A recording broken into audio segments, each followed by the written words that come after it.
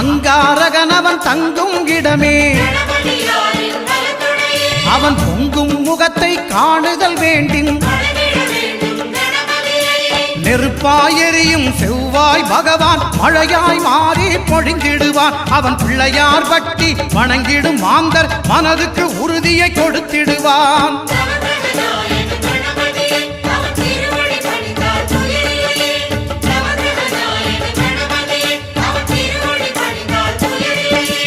ஒன்பது கோளும் ஒன்றாய் காண அங்கு கற்பகம் என்னும் கடவுளின் மெய்யில்